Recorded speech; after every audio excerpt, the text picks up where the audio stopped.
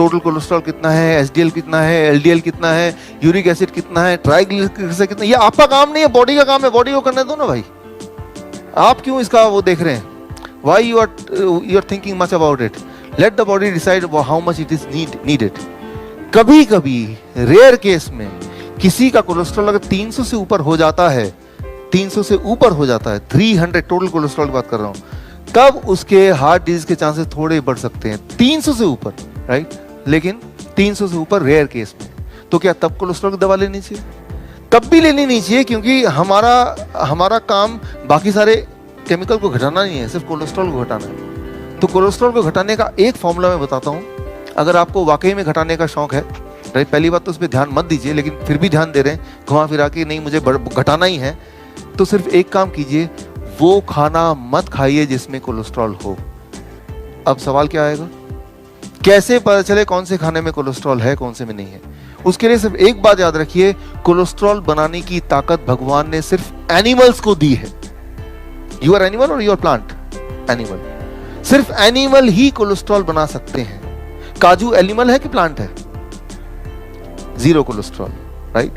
तो प्लांट से कोलेस्ट्रॉल होता ही नहीं, ये प्लांट में ताकत है ही नहीं। तो सिंपल बात ये है कि अगर आप एनिमल नहीं खा रहे हैं और डेयरी प्रोडक्ट जो कि एनिमल प्रोडक्ट है नहीं ले रहे हैं, सो कोलेस्ट्रॉल काजू में नहीं है, हो भी नहीं सकता, क्योंकि वो तो प्लांट है।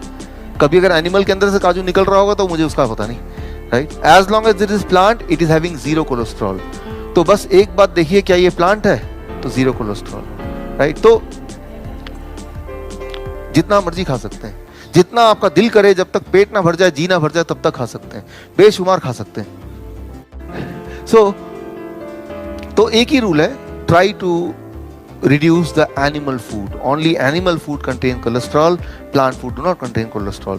जो लोग कई बार हमारे पेशेंट होते हैं, बोलते हैं हम तो एनिमल नहीं खाते, लेकिन डेयरी प्रोडक्ट तो खाते हैं ना, तो वो भी कोलेस्ट्रॉल है पूरी तरह से, वो कम्स फ्रॉम एनिमल, राइट? जहाँ मेरे सेंटर है, मलेशिया में, वियतनाम में, वहाँ सब नॉन वेज है, उनके बिना वो चलता ही नहीं काम उनका।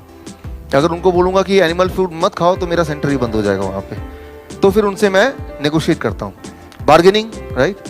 तो नेगोशिएट करता हूँ कि फिर मैं उनको बोलता हूँ कि ठीक है भाई, एनिमल फूड खाना है तो कम खाओ, नंबर 1, राइट? हफ्ते में 1 बार, 2 बार, 3 बार, जो 3 बार मान जाए, नहीं तो 4 बार, राइट? कहीं तो माने। और अगर आप एनिमल फूड ले ही रहे हो तो वो वाला एनिमल लो जिसमें कम कोलेस्ट्रॉल हो। सवाल क्या है? कैसे पता चलेगा कौन से एनिमल में कम कोलेस्ट्रॉल है? कैसे पता चलेगा कौन सा एनिमल कम हार्मफुल है हमारे हार्ट के लिए? सिर्फ एक नियम, लेस नंबर ऑफ लेग्स, जितने कम लेग्स होंगे एनिमल के, उतने कम कोलेस्ट्रॉल, राइट? सिंपल। तो मैं उनको ये बोलता हूं, खाना, एनिमल फूड खाने से पहले देख लो कितने पैर गिन लो पहले। Beef and pork 4 legs, very very harmful. Chicken 2 legs, चलो ठीक है। फिश नो लेग्स, कम बुरा, राइट? तो जब भी उनको बोलता हूं कि खाने से पहले प्लेट में देखो कितने लेग वाले एनिमल हैं, राइट? तो और अगर आपको लैंड एनिमल और सी एनिमल में, सी एनिमल इज बेटर। और सी में भी जब देखना, चूज करना, तो जैसे octopus 8 legs, avoid it, right? Crab more legs, avoid it. Fish, right, you can take it. Egg, it comes from chicken which is having 2 legs, like this, right? इस तरह से आप इसको कर सकते हैं। एक पेशेंट ने मुझे बोला, डॉक्टर साहब व्हाट अबाउट स्नेक?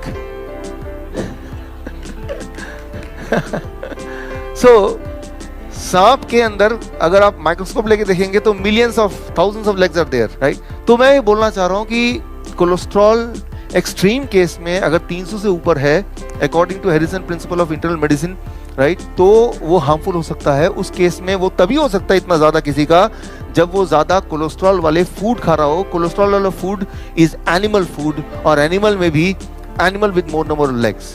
सो ये सिंपल फॉर्मूला याद रखेंगे तो कोलेस्ट्रॉल के बारे में you need not to worry at all, उसके बारे में आपको सोचने की जरूरत नहीं है।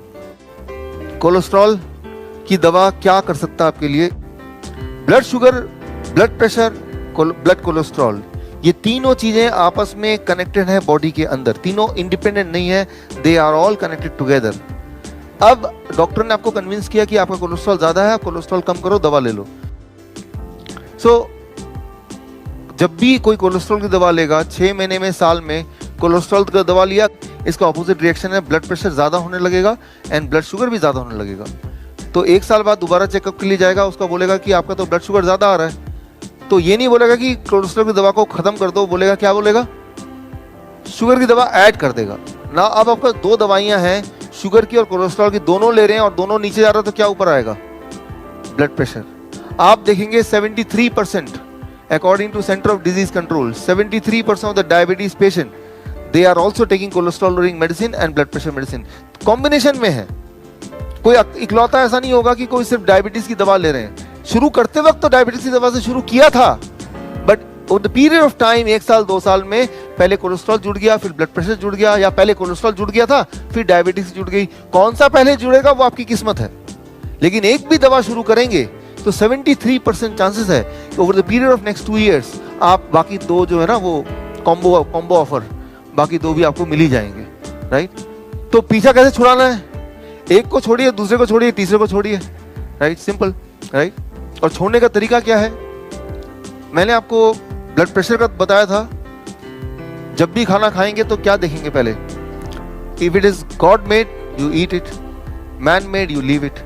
डायबिटीज का फॉर्मूला DIP डाइट आपने देख ही लिया था, और कोलेस्ट्रॉल भी आपको पता चल गया कि कोलेस्ट्रॉल सिर्फ एनिमल फूड में होता है, तो try to avoid it, and the moment you avoid it cholesterol can not be high.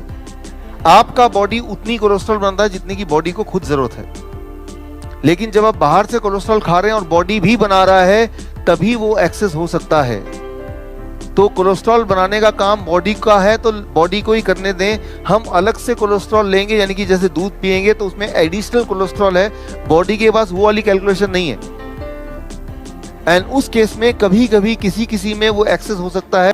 Cholesterol की बात करते हैं, 1978 की बात करें, 1978 में था 300 से ऊपर जो कोलेस्ट्रॉल है उन्हीं को बोलेंगे हाई कोलेस्ट्रॉल, यानी कि 300 से ऊपर जो लोग हैं वही लोग कोलेस्ट्रॉल की दवा लें।